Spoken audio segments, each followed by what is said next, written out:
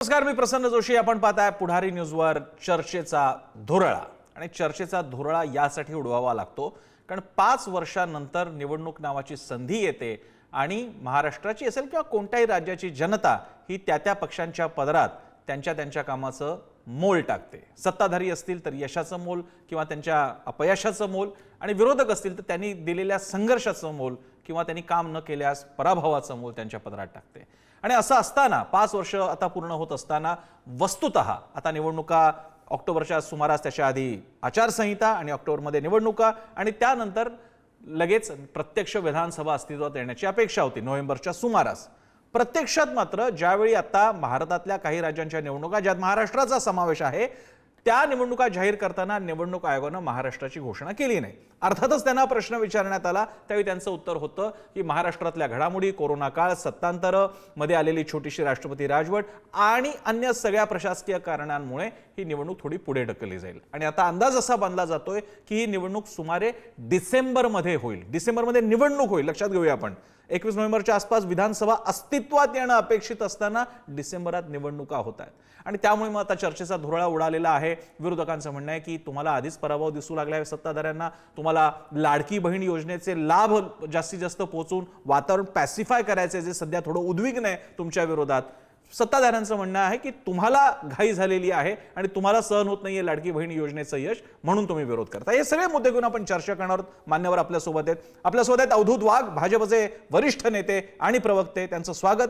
त्याचप्रमाणे आपल्यासोबत आहेत काकासाहेब कुलकर्णी, काँग्रेसची बाजू मांडतील.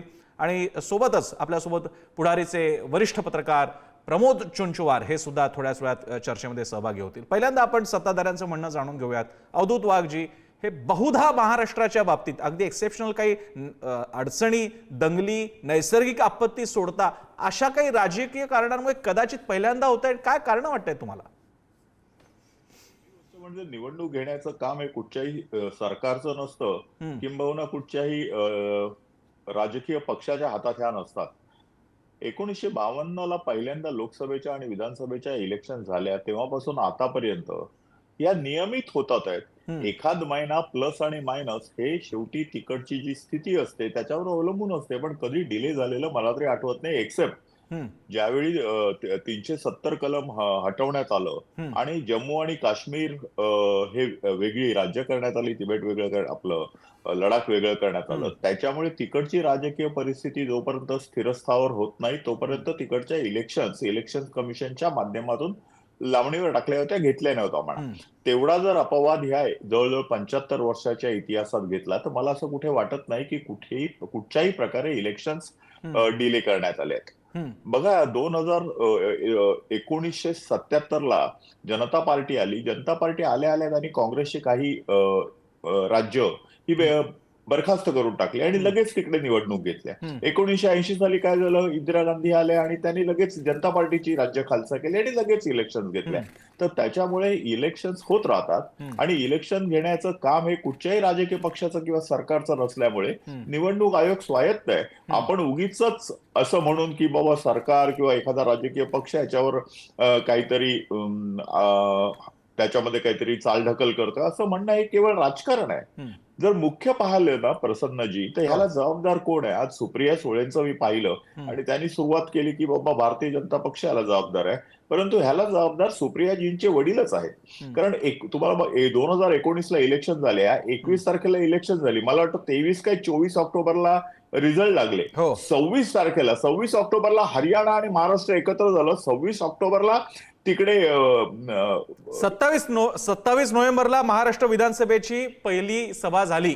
27 नोव्हेंबर, मी तुम्हाला आकडा सांगतो, तारीख. ते तर वेळ आहे, तो तर वेळ आहे अजून. पण 26 तारखेला काय झालं, 26ला हरियाणामध्ये सरकार स्थापन झालं. 26ला हरियाणामध्ये सरकार स्थापन झालं. आपल्याकडे पण 26 ऑक्टोबरला सरकार स्थापन झालं पाहिजे होतं, कारण 105 जागा भारतीय जनता पक्षाच्या, साधारण 56 जागा शिवसेनेच्या, 63% अधिक लोकांनी भारतीय जनता पार्टी शिवसेनेला बहुमताने निवडून आणलं होतं. सरकार स्थापन करण्यामध्ये कुठेही प्रॉब्लेम नव्हता. परंतु शिवसेनेचे तत्कालीन शिवसेना पक्ष प्रमुख यांनी विश्वासघात केला आणि त्यांनी लोकांनी दिलेलं जो जनमत आहे त्याचा अनादर करून त्यांनी काँग्रेस आणि राष्ट्रवादी बरोबर वेगळं चूल मांडण्याचा प्रयत्न केला. त्यामुळे काय झालं की त्यामुळे तुम्हाला मध्ये 2 दिवसाचं एक छोटस सरकार बघायला मिळालं आणि 13 नोव्हेंबरला राष्ट्रपती राजवट महाराष्ट्रामध्ये आली. कारण कोणी सरकार स्थापन करायच्या परिस्थितीत नव्हतं. आणि नंतर 28 नोव्हेंबरला मला वाटतं की if I am not mistaken Uddhav Balasaheb Thackeray यांनी 28 ऑक्टोबरला शपथ घेतली 2019 साली. म्हणजे सरकार स्थापन झालं 28 नोव्हेंबरला आणि त्याच्यापासून पुढची 5 वर्ष म्हणजे 28 नोव्हेंबर पर्यंत हे दुसरं सरकार स्थापन व्हावं अशी ती एक पद्धत आहे. आता हा जो 1-1.5 महिन्याचा कालखंड उशिरा झाला तो ह्याचमुळे झाला की शरद पवार साहेब, सुप्रिया सुळेंचे पिताजी यांनीच हे सगळं घडवून आणलं, आमच्या युतीतून उद्धव साहेबांना पळवून नेलं आणि ह्यामुळे हे डिले झालं. या डिलेला जर जबाबदार कोण असेल तर एकमेव माणूस म्हणजे शरद पवार आहेत. बरं, सो आपण सुरुवात केली उदाहरणं देताना. इंदिरा गांधींनी कशी सरकारं बरखास्त केली, जनता पार्टीनं कशी काँग्रेस सरकारं बरखास्त केली, त्यामुळे कशा प्रकारे निवडणुका पुढे मागे होतात. आता तीच परंपरा महाराष्ट्रात बघायला मिळत आहेत. याची कबुलीच तुम्ही दिली की काय असा मला प्रश्न पडला, पण तो प्रश्न आपण नंतर ठेवूया. काकासाहेब कुलकर्णींकडे जाण्यापूर्वी याच विषयाच्या बाबतीत शरद पवार, सुप्रिया सुळे, संजय राऊत यांनी काय म्हटले आधी पहिल्यांदा एकदा एक नजर टाकूया, बघूया.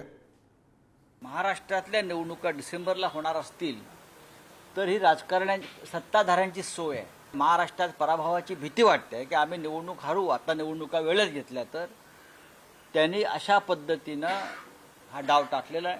कोणत्याही निवडणुका जर निवडणूक आयोग घ्यायला तयार नसेल, सरकार घ्यायला तयार नसेल, याचा अर्थ ही हुकुमशाहीच आहे.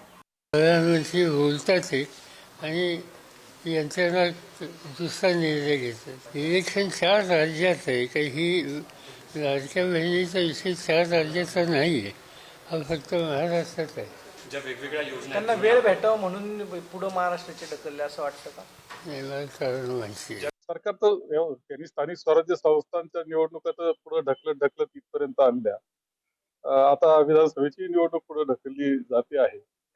निवडणूक आयोग हा अत्यंत स्वायत्त असतो, स्वायत्त संस्था आहे ती सुद्धा प्रभावाखाली जाणं हे देशाच्या हिताचं नाही. आम्हाला सगळ्यांना आठवतो तर शेषनचा काळ, सत्ताधारी सुद्धा घाबरत होते असा शेषन यांचा निवडणूक आयुक्त म्हणून कालखंड होता. आता उलटी परिस्थिती आहे. ही दुर्दैवानं खरी आहेच स्थिती. पण यामधून निवडणुका ढकलून काही प्रचार, सरकारी खर्चानं राजकीय प्रचार हा कार्यक्रम आता सध्या चाललेला आहे. तर या सगळ्या प्रतिक्रिया आहेत. विरोधकांनी तर टीका केलेली आहे जे काही चाललेलं आहे ते. आणि निवडणूक आयोगाच्या निष्पक्ष आणि तो एक वेगळा संविधानिक आयोग आहे असं म्हणावं तर 2024च्या लोकसभेच्या वेळी अनेक ठिकाणी वेगवेगळे करण्यात आलेले टप्पे, त्यानंतर मतांच्या बेरजेमध्ये नंतर आलेले चढ उतार, या सगळ्याच्या बाबतीत तो नेहमी टीकेचा केंद्रबिंदू राहिलेला आहे. अर्थात तो वेगळा विषय. मी काकासाहेब कुलकर्णींकडे जातो. काकासाहेब कुलकर्णी, तुमचं काय म्हणणं आहे खास करून अवधूत वाघ यांच्या बोलण्यानंतर? मगाशी वाघ साहेबांनी जे सांगितलं की बाबा शरद पवारांनी सगळे चुकीचे निर्णय घेतले, शरद पवारांनी उद्धव ठाकरेजींनी विश्वासघात केला भाजपाशी, 72 तासाचं जे सरकार अस्तित्वात आलं तो विश्वासघात कोणाशी तुम्ही केला होता? तुम्हाला जनतेचा कौल काय होता? तुम्ही विश्वासघात का केलात? जर तुमची नैसर्गिक युती नव्हती तर तुम्ही विरोधात बसणं लोकशाहीला धरून अपेक्षित होतं. मात्र तुम्ही 72 तासाचा जो कार्यक्रम केला तो असा कुठला आत्मसन्मान तुम्ही ते जागृत करून 72 तासाचा कार्यक्रम केला? यावर मात्र तुम्ही बोलणार नाही. महाराष्ट्राच्या विधानसभेच्या निवडणुकीच्या लांबणीवर का पडतंय याच्यावर खुलासा करताना वाघ साहेबांनी वेगवेगळे दाखले दिले. परंतु राज्यातल्या अनेक महापालिकेच्या निवडणुका 2-2 वर्ष पुढे ढकलल्या गेलेत. त्यावर तुम्ही बोलायला तयार नाही. म्हणजे 2014-2019 हे सरकार ज्या आश्वासनावरती आश्वासन देऊन सत्तेवर आलं त्यातलं एक सुद्धा आश्वासन यांना पूर्ण करता आलं नाही. यांना भीती वाटते. यांना कालच्या लोकसभेमध्ये देशातल्या जनतेनं ज्या पद्धतीनं घरी बसवलं त्याचीच पुनरावृत्ती आता होईल का अशी मनात भीती आहे. त्यामुळं लाडका भाऊ, लाडकी बहीण वगैरे लाडका, परंतु या लाडक्यामध्ये लाडक्या खुर्चीसाठी या सगळ्या लाडक्या योजना आणल्या जातात आणि त्याच्यामध्ये त्या इलेक्शन नंतर टिकतील का, त्याच्यासाठी काही तरतुदी आहेत का, हा मात्र भला मोठा प्रश्नचिन्ह निर्माण झालेला आहे. उदाहरणादाखल सांगायचं गेलं तर 2014ला उडान नरेंद्र मोदींनी या देशात आणली होती आणि उडानमध्ये अनेक विमानतळांचा समावेश करण्यात आला होता. त्यातल्या 50% पेक्षा जास्त विमानतळ आज देखील चालू झाली नाहीत. स्मार्ट सिटी नावाची योजना सुद्धा अशीच आणली होती. स्मार्ट सिटीमध्ये अनेक शहरातल्या स्मार्ट सिटी जाहीर केल्या, परंतु त्या शहरामध्ये स्मार्ट सिटी आहे का याचा सुद्धा विचार भाजपा करणार आहे का? भाजपानं 14 साली 19 साली ज्या जाहीरनामे देऊन जनतेसमोर तुम्ही गेलेला आहात त्या जाहीरनाम्यातले किती जाहीरनामे पूर्ण झालेले आहेत याचं बरं. आत्मचिंतन करणार आहात का काही विरोधाला विरोध करणार? तर तुम्ही स्वतः याच्यामध्ये आत्मचिंतन करणं वाटतं गरजेचं आहे. कायम विरोध करणं, कायम चुकीचं काहीतरी माध्यमासमोर बोलणं हे अतिशय चुकीचं आहे. आणि कधीतरी जनता तुम्हाला जेव्हा नाकारते त्याच्यावर तुम्ही अभ्यास करणं गरजेचं आहे. विरोधकावर टीका आता तुम्ही करण्याची वेळ गेलेली आहे. तुम्हाला जनतेनं घरी बसवलेलं आहे, त्यामुळे तुम्ही लक्षात घेतलं पाहिजे. नाही, याच्यातला एक मुद्दा, तांत्रिक मुद्दा, या बाबतीत मी पुन्हा अवधूत वाघांकडे जाणं. अवधूत वाघजी, सगळा तुमच्या बोलण्याचा बेस असा होता की या मधल्या काळामधल्या ज्या प्रशासकीय किंवा राजकीय लॅप्सेस तयार झाल्या, कोरोना काळ, सत्तांतर, 2 दिवसाचं सत्तांतर, महाविकास आघाडीचं सत्तांतर, राष्ट्रपती राजवट, या सगळ्याचा क्युम्युलेटिव्ह 1-1.25 महिन्याचा पिरियड आहे जो आता इथे ऍडजस्ट होतोय. माझा आपल्याला विचारणं आहे की अशा प्रकारचा प्रेसिडेन्स यापूर्वीचा असेल, कारण मला लगेच नाही सापडलेला असेल तर तुम्ही जरूर सांगा. मला जे आकलन मला दिसतंय ते असं, एकदा का निवडणुका पार पडल्यानंतर जे सुरू होतं तो विधानसभेसाठी दिलेला कार्यकाळ आहे. त्या कार्यकाळात विधानसभेचं कामकाज किती वेळा होतं, नाही होत, मध्ये राष्ट्रपती राजवट येते, हे सगळं 5 वर्षाच्या शेड्यूलच्या आतली गोष्ट आहे, ती बाहेरची गोष्ट नाही. थोडीशी चुकीची तुलना मी आपल्याला सांगतो, मी स्वतःच म्हणतो ही चुकीची तुलना आहे. एखाद्या कैद्याच्या बाबतीत त्याचं समजा त्याने आधीचा काही जेल भोगली असेल आणि नंतर त्याला प्रत्यक्ष शिक्षा झाली तर म्हणून नवी शिक्षा सुरू होत नाही, आधीच्या मूळ पिरियडमध्येच मानला जातो. या अर्थानं, लॉजिक म्हणून अर्थानं घ्यायचं झालं, 2019ला विधानसभा पहिली अस्तित्वात आली, सरकार स्थापन झालं, 5 वर्ष संपली, नवी विधानसभा आली पाहिजे. कारण असं न होणं म्हणजे जनतेच्या आहे ते सरकार चालू ठेवण्याचा किंवा बदलण्याच्या निर्णयावरती ते अतिक्रमण ठरतं. अवधूत वाघजी, आता प्रसन्नजी तुम्ही बोललात ते योग्य आहे, परंतु त्याच्यामध्ये मी थोडंसं ऍड करतो. ज्यावेळी कुठच्याही विधानसभेचा कार्यकाल संपतो त्या कार्यकालाच्या आधी 6 महिने किंवा त्या कार्यकालानंतर 6 महिने या निवडणुका घेता येतात आणि तशी कायदेशीर तरतूद आहे. जर निवडणुका 6 महिने आधी घेतल्या, फक्त 6 महिन्याच्या घेतल्या, तर त्याला आपण निवडणूक आधी घेतल्या असं म्हणत नाही. जर 4.5 महिन्याहून कमी कालखंड असेल तर त्याला आपण बोलू शकतो. पण 6 महिने आधी आणि 6 महिने नंतर असं ही कायद्यामध्ये तरतूद आहे. हा मुद्दा नंबर 1. मुद्दा नंबर 2, आता काकासाहेब म्हणाले की सरकारने तुम्हाला तुमची जागा दाखवली, तुम्ही हारलात वगैरे. काकासाहेब, तुम्ही कुठच्या म्हणजे चंद्रावर राहता, मंगळावर राहता, राहूवर राहता की शनीवर राहता? अहो, महाराष्ट्रामध्ये आमचं सरकार आहे, केंद्रामध्ये 3ऱ्यांदा आम्ही सरकार आणलंय आणि तुम्ही 99 जागा जिंकलेला आहात. 99 जागा. आज महाराष्ट्रामध्ये तुमचे 34 आमदार आहेत, आमचे 105 आमदार आहेत आणि तुम्ही जिंकलात. जर तुम्हाला वाटत असेल की 20% मार्क मिळून तुम्ही पास झालात तर त्या राज्यामध्ये म्हणजे त्या ह्याच्यामध्ये तुम्हीच राहा. आता मुद्दा कुलकर्णी साहेब तुम्ही बोलत असताना मी बोलत नाही, तर त्याच्यामुळे शांतपणे ऐकून घ्या. तुम्हाला वेळ मिळेल त्यावेळी तुम्ही बोला. कृपा करून कुलकर्णी साहेब हात जोडून नम्र विनंती, एवढं उद्विग्न होऊ नका, तुम्हाला संधी मिळेल. आता दुसरी गोष्ट, बाळासाहेब थोरातांनी एक मुद्दा मांडला, त्यांनी विषय काढला की स्थानिक स्वराज्य संस्थांचा आपण का नाही घेत. सुप्रीम कोर्टाने बघा, ओबीसी कोट्यातून राजकीय आरक्षण जे स्थानिक स्वराज्य संस्थेला आहे 27%, त्याच्यावर सुप्रीम कोर्टाने निगेटिव्ह न्याय दिला. त्याच्यामुळे रिव्ह्यू पिटिशन मध्ये ते पेंडिंग आहे. त्यानंतर निवडणुका तर निवडणूक आयोग घेऊ शकत होता, पण सर्व पक्षांनी, कमीत कमी महाराष्ट्रातलं मला आठवतं, सर्व पक्षांनी एकत्र येऊन असा निर्णय घेतला की जोपर्यंत ओबीसी कोट्यातून ओबीसीना राजकीय आरक्षण मिळत नाही, 27% रिझर्वेशन मिळत नाही, तोपर्यंत स्थानिक स्वराज्य संस्थांच्या निवडणुका घ्यायच्या नाहीत. ह्याच्यामध्ये काँग्रेस पण सहभागी आहे, शिवसेना पण सहभागी आहे, राष्ट्रवादी पण सहभागी आहे, भाजप, आरपीआय सगळेच सहभागी आहेत. हा सर्वांनी घेतलेला निर्णय आहे. जर आज सर्व पक्षांनी ठरवलं की ओबीसीना रिझर्वेशन न देता आपण स्थानिक स्वराज्य संस्थांची निवडणूक घेऊ, तर कोण त्याला, निवडणूक आयोग कधी घ्यायला तयार आहे? एके ठिकाणी एकत्र बसायचं आणि म्हणायचं नाही इलेक्शन आम्ही होऊ देणार नाही जोपर्यंत ओबीसीना रिझर्वेशन मधनं आम्ही स्थानिक स्वराज्य संस्थांमध्ये रिझर्व्ड कॅटेगरी नाही, आणि दुसरीकडे म्हणायचं तुम्ही निवडणुका घेत नाही. अरे तुम्ही कोणाला मूर्ख बनवतात? लोकांना सगळं कळतं, त्यामुळे असं करू नका. अवधूत वाघजी, मी बराच वेळ तुम्हाला दिलेला आहे. काकासाहेब कुलकर्णी बोला. वाघ साहेब, तुम्ही पृथ्वीवर राहता, तुम्ही माणूस आहात असं मला वाटतं, आणि या माणसामध्ये, या देशामध्ये, या राज्यामध्ये काय घडामोडी घडलेल्या आहेत याचा तुम्हाला अभ्यास किती आहे मला माहित नाही. मागच्या निवडणूक लोकसभेमध्ये तुम्ही महाराष्ट्रातून 42 लोक गेला होता. आजच्या महाराष्ट्रामध्ये तुमची काय परिस्थिती झाली आहे? 400 पारचा नारा देऊन 400 पारचा नारा देऊन तुम्ही या देशात सामोरे गेला जनतेला, तुम्ही किती वर आला त्याचं आत्मचिंतन करणार का? गिरे तो ही टांग ऊपर, अशा पद्धतीची तुमची विचारधारा आहे. तुम्ही ते कबूल करणार का नाही स्वतः कधी? मी म्हणतो ते खरं, मी जे बोलतो ते माझा कायदा. तुम्हाला या देशाला संविधान मान्य नाही, या देशाला न्यायमंडळ मान्य नाही, या देशाला दिलेला जनतेचा कौल मान्य नाही. 400 पारचा नारा दिला तुम्हाला घरी बसवलं त्या व्यक्तीनं, तुम्ही ते मान्य नाही करत.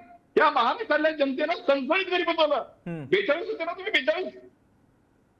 आणि जरी तुम्ही कबूल करत नाही, जनतेचा कौल स्वीकारत नाही, तुम्ही जनतेचा अपमान करताय. तिसऱ्यांदा सत्तेत आलो एवढ्या गर्वानं सांगताय, म्हणजे दिलेल्या जनतेचा कौल तुम्हाला मान्य नाही का? मी अवधूत वाघजी, मी पुन्हा मला बेसिकली इलेक्शन शेड्यूलमध्ये जास्त रस आहे. बाकीचे मुद्दे नेहमी चर्चेला जातील आणि अपेक्षा आहे की काकासाहेब कुलकर्णी सुद्धा त्या शेड्यूलच्या अनुषंगाने त्यांनी काही वेगळा मुद्दा मांडला तर तो इंटरेस्टिंग ठरेल. मी अवधूत वाघजी आपल्याकडे पुन्हा एकदा येतो. इलेक्शन कमिशनच्या आतापर्यंतच्या गेल्या काही काळातल्या वागणुकीवरती वेळोवेळी टीका झालेली आहे. 3-3, 4-4, 6-6 टप्प्यामध्ये निवडणुका घेणं असेल, निवडणुका पुढे मागे घेणं असेल, त्यानंतर काही ठिकाणी मतांची संख्या कोणाला किती मिळाली याबद्दल जे अपडेट वेबसाईटवरती केलं जातं त्यावरती टीका टिप्पणी झालेली आहे. आणि दरवेळी त्याचा संबंध हा त्या राज्यात किंवा देशामध्ये तत्कालीन राजकीय परिस्थिती भाजपला फेवरेबल आहे की नाही याचा विचार केला जातो असं विरोधक म्हणतात. महाराष्ट्रामध्ये तुम्हाला लाडकी बहीण योजनेचे किमान आणखी 3 हप्ते जर का गेले, म्हणजे सुमारे 7-7.5 हजार रुपये जर का या सगळ्या जवळपास 1.5-2 कोटी महिलांच्या खात्यात जाणं हे तुम्हाला अपेक्षित आहे. तुम्हाला हे अपेक्षित आहे की जरांगे पाटलांचं एक तयार झालेलं जे वातावरण आहे ते पॅसिफाय होईल. आणि तिसरी गोष्ट म्हणजे या निमित्तानं आता जो सणासुदीचा काळ आहे एकदा तो सगळा पार पडला, म्हणजे आता गोकुळाष्टमी किंवा रक्षाबंधनापासून दिवाळी संपेपर्यंतचा काळ गेला की वातावरण सगळं पॅसिफाय होईल. अशा 3-4 घटकांचा विचार आहे अशा प्रकारे निवडणूक, म्हणजे बरोबर नेमका पिरियड तोच असतो, मग निवडणुका येतात, असं काही गणित जुळून येते. योगायोग, काय सुंदर योगायोग आहे हा. नाही, योगायोग तुम्ही करा, योगायोगावर आम्ही विश्वास ठेवत नाही. अंधश्रद्धा निर्मूलन समितीचे विचार जे आहेत ते मी कित्येक वेळा मी पण मानतो, फक्त त्यांचा हिंदुत्वाच्या विरोधामधल्या गोष्टी मी मानत नाही. योगायोगावर मी विश्वास ठेवत नाही, फॅक्ट्सवर विश्वास ठेवतो. त्यामुळे निवडणूक आयोग ज्यावेळी निवडणुका जाहीर करेल त्यांनी कधी पण करावं, त्यावेळी आम्ही त्या निवडणुकांना सामोरे जायला तयार आहोत. मुद्दा नंबर 1. मुद्दा, आता तुम्ही जो मगाशी म्हणालात की टाइम टेबल आणि शेड्यूल, या शेड्यूल ह्याच्या आधी सुद्धा 3-3 महिने इलेक्शन डिले झालेलं आहे. आणि मगाशी बाळासाहेब थोरातांनी शेषनचं नाव काढलं होतं, शेषन यांचा एक रेफरन्स घेतला होता, म्हणून मी मुद्दाम शेषन यांची आठवण देतो. ज्यावेळी राजीव गांधींची हत्या झाली होती, दुर्दैवी हत्या झाली होती, त्यावेळी शेषन साहेब चीफ इलेक्शन कमिशन होते. कायदा असं म्हणतो की ज्यावेळी एखाद्या माणसाची हत्या होते, एखाद्या उमेदवाराची हत्या होते, त्यावेळी त्याच्या लोकसभा मतदारसंघातील इलेक्शन स्थगित ठेवली जाते. परंतु शेषन यांनी राजीव गांधी यांची हत्या झाल्यानंतर त्यांची सेकंड फेजच्या सर्व इलेक्शन साधारण 3 आठवड्यांनी पुढे केल्या होत्या. त्याच्याबद्दल कोणी काही बोललं नाही, कारण ती देशातली परिस्थिती अशी होती. या देशाचा आता महाराष्ट्र, अवधूत वाघजी, आता महाराष्ट्रात असं काय आहे? आता महाराष्ट्रामध्ये एक भक्कम सरकार आहे 3 पक्षांच्या अतिशय मजबूत बहुमतासह. आता कोणतीही कायदा सुव्यवस्था चांदा ते बांधा तयार झालेली नाहीये. मग अशी कुठली नैसर्गिक किंवा कायदा सामाजिक अशा प्रकारची परिस्थिती नसताना आपण सगळे पक्ष आणि इन्क्लुडिंग साक्षात महाराष्ट्र शासन जर का निविदा करत असेल, विनंती करत असेल तर होऊ शकतात इलेक्शन. निवडणूक आयोगाला अनेकदा होतं, राज्य सरकार स्वतः फीडबॅक देतं की निवडणुका नको आहेत आम्हाला, आमच्याकडे भरपूर पाऊस पडलाय, आमच्याकडे आमचे सणावर परीक्षा आहेत आमच्या, त्याचप्रमाणे आमच्याकडे निवडणुका घ्या असाही आग्रह राज्य सरकार धरू शकतं. ते आपण का नाही करत? आपल्या माध्यमातून आत्ताच्या आत्ता मी निवडणूक आयोगाला हात जोडून विनंती करतो की उद्याच्या उद्या निवडणुका घ्या. अवधूत वाघजी, हे उत्तर नाही झाला, टोमणा झाला. आता तुम्हाला टोमणा समजायचं तर टोमणा समजा, परंतु आम्ही काय बोलतो प्रोएक्टिव्हिटी ही का नाही? मला अवधूत वाघजी नाही, असं नाही होत.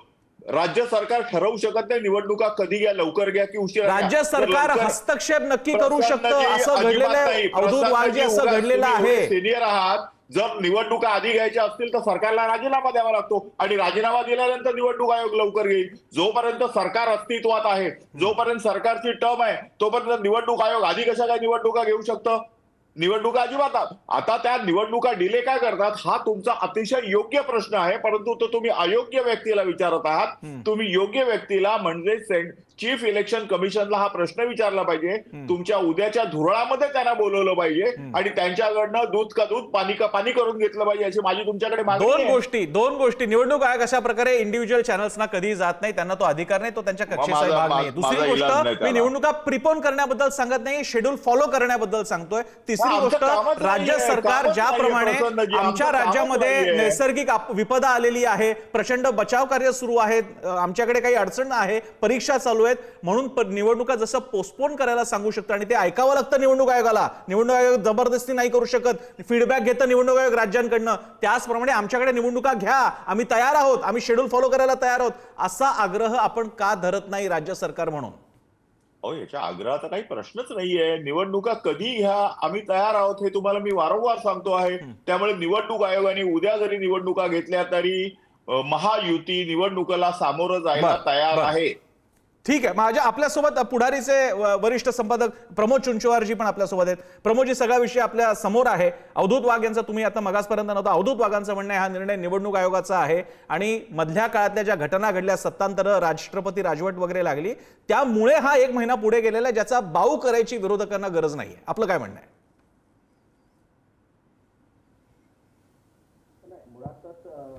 म्हणजे वाघसाहेबांच्या प्रतिक्रिया देण्यापेक्षा आपण त्या मुद्द्याकडे माझं लक्ष देऊ इच्छितो की हरियाणाची विधानसभेची मुदत 3 ते 4 नोव्हेंबरला संपते. एक्झॅक्ट डेट तुम्हाला माहित नाही, बहुधा 4 की 9 नोव्हेंबर वाघसाहेबांना काहीच माहित असेल. आणि महाराष्ट्राच्या विधानसभेची डेट जी आहे ती 26 नोव्हेंबरला संपते. आता मागच्या वेळेस हरियाणा आणि महाराष्ट्राच्या विधानसभेची निवडणूक एकत्र झाली होती, आपल्याला कल्पना आहे. मात्र यावेळेस हरियाणाची निवडणूक अनाऊन्स झालेली आहे, मात्र महाराष्ट्राची आता दिवाळीच्या नंतर होईल असं सांगितलं जात आहे. जर मागच्या वर्षी 5 वर्षापूर्वी जर हरियाणा आणि महाराष्ट्राच्या विधानसभेची निवडणूक जवळपास एकाच वेळी झाली तर यावेळेस फक्त 16-17 दिवसाचा फरक दोन विधानसभांच्या मुदतीमध्ये असताना प्रत्यक्ष निवडणुकीमध्ये 2 महिन्यांचा फरक कसा काय पडतोय हा प्रश्न महत्वाचा आहे. आणि यामुळे निवडणूक आयोग म्हणजे त्यांनी पावसाचे निमित्त सांगितलं, दिवाळी आणि सणांच्या निमित्त सांगितलं, हे गेल्या वेळेस पण होतं. 2019 मध्ये पण हे सगळे कारण होते. मात्र या निमित्ताने निवडणूक पुढे ढकलण्याचा प्रयत्न निवड आयोगाकडनं केला जात आहे. आता ती भाजपच्या सांगण्यावरून केलं जात आहे की ते स्वतःच्या स्वविवेकावर ते करतायत, हे देशातल्या जनतेला माहिती आहे. मी त्याच्यावर भाष्य करणार नाही. निवडणूक आयोगाने याचं उत्तर अद्याप दिलेलं नाही की केवळ 15-20 दिवसाचा फरक विधानसभेची मुदत संपण्यामध्ये असताना आता आज निवडणूक तुम्ही 2 दिवसापूर्वी अनाऊन्स केली 2 राज्यांची, आणि आता महाराष्ट्राची निवडणूक किमान 1-2 महिन्यानंतर जाहीर होईल असं एकूण चित्र आहे. तर हे का झालंय हा प्रश्न आपण खरं निवडणूक आयोगाला विचारला पाहिजे. अर्थात आता निवडणूक आयोगाला तर आपण प्रश्न म्हणजे अवधूत वाघ म्हणाले की ते आपला कार्यक्रम संपल्या निवडणूक आयोगाकडे विनंती करणार आहेत. आशा आहे अवधूत वाघजी, तुमच्याकडे महाशक्ती आहे, तुमचं ऐकतील सुद्धा, आम्हाला खात्री आहे, माझा विश्वास आहे तुमच्यावरती. तर त्यामुळे असं काहीतरी होईल अशी आम्ही अपेक्षा बाळगतो अवधूत वाघजी. आणि निवडणुका स्थानिक स्वराज्य संस्था, महापालिका तर गेल्याच आहेत. 2-2 वर्षापासून प्रशासकाच्या भरोशावरती आपलं महापालिका चाललेल्या आहेत, मुंबईपासून बाकीच्या सगळ्या. आशा आहे राज्य सरकार मात्र निवडणुका लवकर होतील आणि जे काय असेल ते तुमच्या बाजूने कौल असेल तर भाजप महायुतीसाठीचा कौल बघायला मिळेल किंवा वेगळी गोष्ट चित्र बघायला मिळेल. तोपर्यंत मात्र आपण वाट बघायला हवी. सध्या तरी चर्चेच्या धुळ्यात आपण इथेच थांबतोय. अवधूत वाघ तुमचे, प्रमोद चुंचवारजी तुमचे सुद्धा, आणि काकासाहेब कुलकर्णी आपले आभार. इथेच थांबूयात. पादरा पुढारी न्यूज.